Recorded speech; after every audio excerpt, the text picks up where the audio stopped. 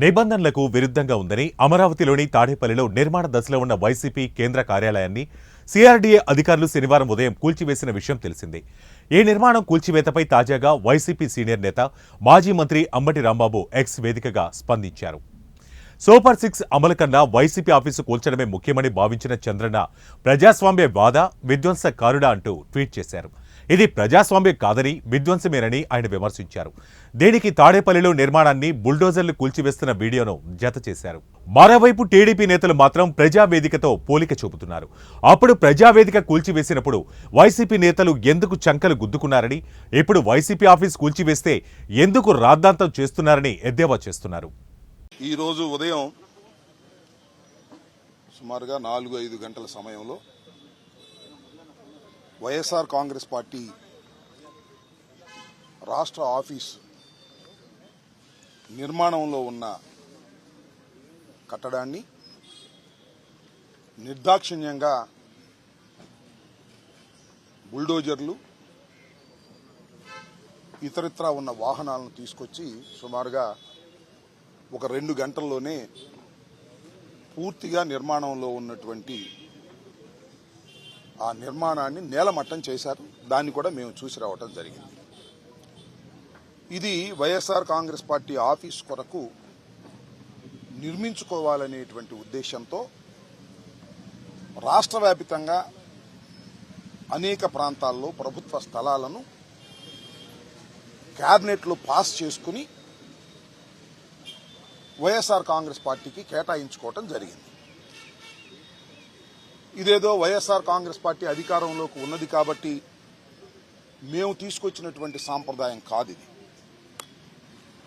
ఇంతకుముందు తెలుగుదేశం పార్టీ కూడా తెలుగుదేశం పార్టీ కూడా వారు అధికారంలో ఉన్నప్పుడు ప్రభుత్వ స్థలాలను వారి ఆఫీసులకు కేటాయించుకొని రాష్ట్ర వ్యాప్తంగా అనేక నిర్మాణాలు చేపట్టిన మాట మీ అందరికీ తెలుసు. ముఖ్యంగా ఇవాళ తాడేపల్లిలో ఉన్నటువంటి వాళ్ళ సెంట్రల్ ఆఫీసు కూడా ప్రభుత్వ స్థలంలో నిర్మించబడినదే.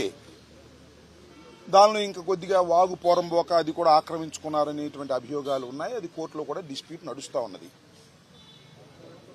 మేము ఇక్కడ చాలా పాయింట్అవుట్ చేయాలనుకుంటున్నటువంటి అంశం ఏమిటంటే, నిర్మాణంలో ఉన్నటువంటి మా భవనాన్ని నిర్దాక్షిణ్యంగా కక్ష సాధింపుతో ఈ నిర్మాణాన్ని కూల్చివేయటాన్ని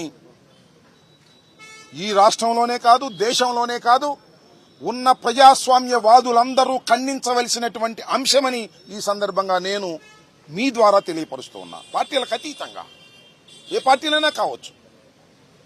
ఇవాళ తెలుగుదేశం పార్టీ అధికారంలో ఉండవచ్చు, కూటమి అధికారంలో ఉండవచ్చు.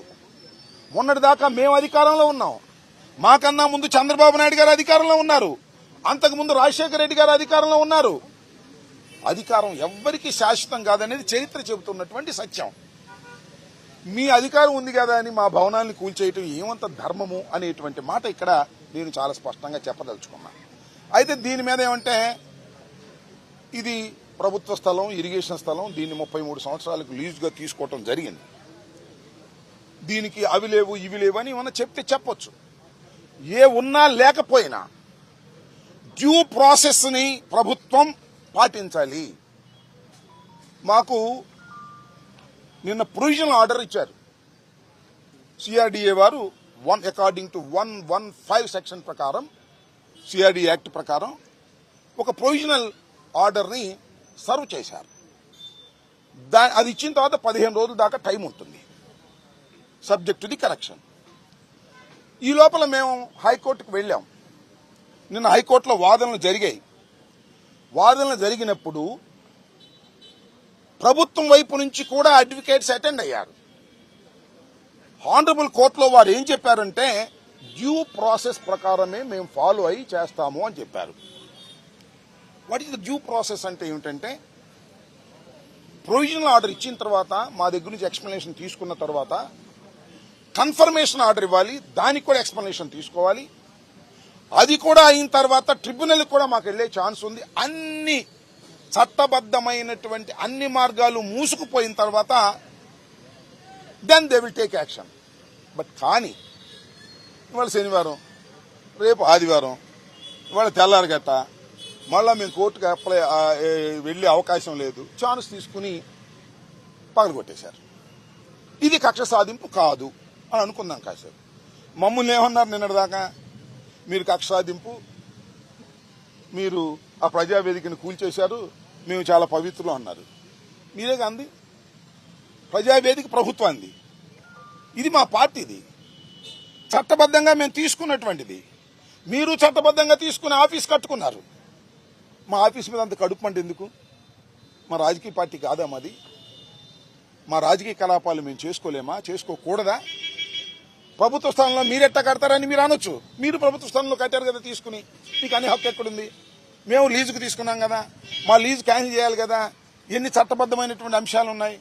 ఇవన్నీ వదిలేసి కక్షపూరితంగా మీరు ఇవాళ వైఎస్ఆర్ కాంగ్రెస్ పార్టీకి సంబంధించినటువంటి, మాకు ఇవాళ 11 రావచ్చు, ఒకప్పుడు 151 వచ్చాయి, అయినా మాకు 40% ఆఫ్ ది షేర్ ఉంది వాళ్ళ రాష్ట్రంలో.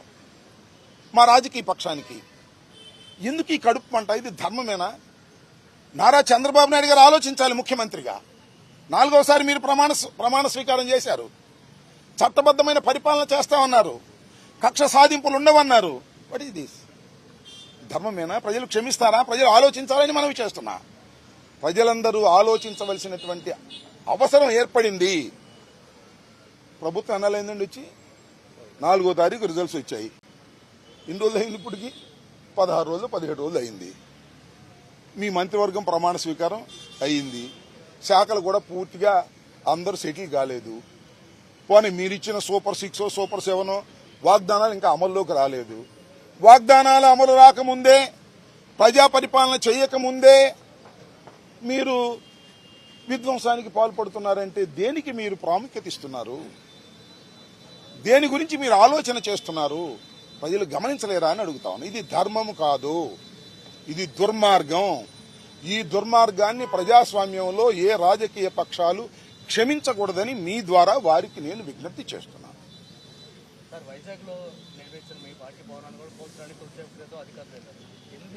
కూల్చడానికి వెళ్లారో నోటీస్ ఇవ్వడానికి ఎనీ హ్యావ్, మీరు దేన్నైనా చేయొచ్చు. అది ప్రభుత్వం, నాట్ ఇండివిజువల్. ఆ ప్రభుత్వం డ్యూ ప్రాసెస్ లో వెళ్లాలి. ఏదైనా సరే, ఏ కట్టడాన్నైనా. మా కట్టడాలన్నీ కూల్చేయదలుచుకున్నారు మీరు, okay, wonderful. Come to the law, according to law రండి. ప్రొవిజన్స్ ఉన్నాయి సిఆర్డీ యాక్ట్ ప్రకారం, లేకపోతే మరొక దాని ప్రకారం. According to you go. చట్ట ప్రకారంగా వెళ్ళండి, చట్ట ప్రకారంగా కోర్టులో ఆర్డర్స్ తీసుకోండి. మేము చెప్పేది కూడా వినండి. విన్న తర్వాత మీరు ఏం చేసినా అది చట్టబద్ధంగా ఉండాలి తప్ప చట్ట వ్యతిరేకంగా మీరు చేసేటటువంటి కార్యక్రమాలు చేస్తున్నారు. ఇది ధర్మం కాదని మాత్రం చెప్పదలుచుకున్నాను. నిన్న హైకోర్టులో వారు కూడా అటెండ్ అయ్యారు. మేము డిమాలిష్ చేయమని ప్రామిస్ చేశారు. That was also recorded. రేపు మళ్ళా సోమవారం మళ్ళా కంటెంప్ట్కి వెళ్తాం, సోమవారం క్రిమినల్ యాక్షన్కి వెళ్తాం. చట్ట ప్రకారంగా అన్ని చర్యలు తీసుకునేటటువంటి కార్యక్రమం చేస్తామని కూడా ఈ సందర్భంగా మనవి చేస్తున్నాను. హైకోర్టు, ఆనరబుల్ హైకోర్టులో ఇది ఆల్రెడీ ఇన్ ది కోర్ట్. నిన్నే వాదనలు జరిగాయి. నిన్న వాదనలో ప్రభుత్వం వైపు నుంచి వచ్చిన వారు ఏం చెప్పారు? మేము కోల్చాము అన్నారు. డ్యూ ప్రాసెస్ మేము వెళ్తాము అన్నారు. డ్యూ ప్రాసెస్ అంటే ఇది కాదు. ఖచ్చితంగా కన్ఫర్మేషన్ ఆర్డర్ ఇవ్వాలి, దానికి సమాధానం తీసుకోవాలి. ఆ తర్వాత మేము ట్రిబ్యునల్కి వెళ్తాం. మాకు ఛాయిస్ అన్ని ఉన్నాయి. అన్ని ఛాయిస్ ఎగ్జాస్ట్ అయిన తర్వాత you can demolish.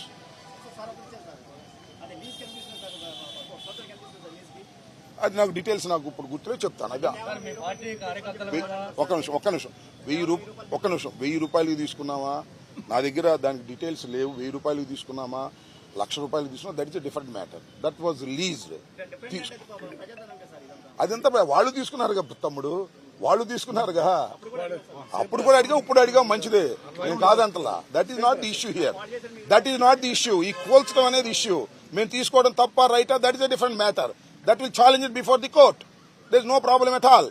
What I want to say, ఇవాళ కూల్చివేత చట్టబద్ధంగా జరగలేదు, డ్యూ ప్రాసెస్ ప్రకారం జరగలేదు, ఒక కక్ష సాధింపుగా జరిగిందనేది నా ఆరోపణ.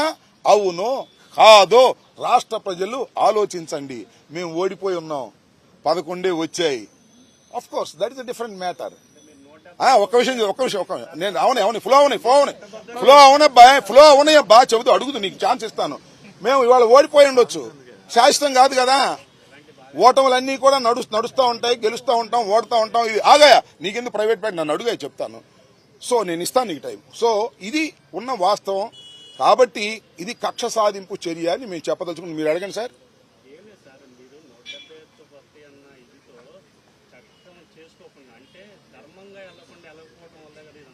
ధర్మంగా వెళ్ళలేదని how you can say how you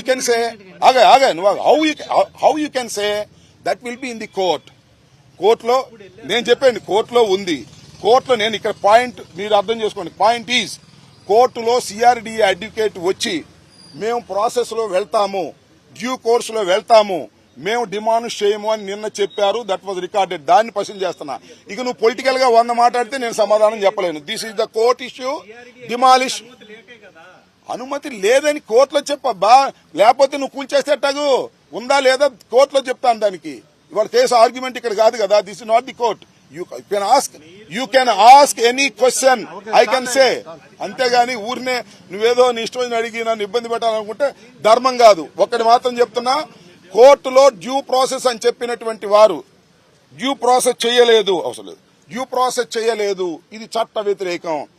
కోర్టులోనే మళ్ళా తేల్చుకుంటాం, మళ్ళా మండే కోర్టుకు వెళ్తాం, కోర్టులో కంటెంప్ట్ వేస్తాం. కోర్టు అని చెప్పారు కాబట్టి we can see in the court. Honourable కోర్టులో మేము చూస్తాం.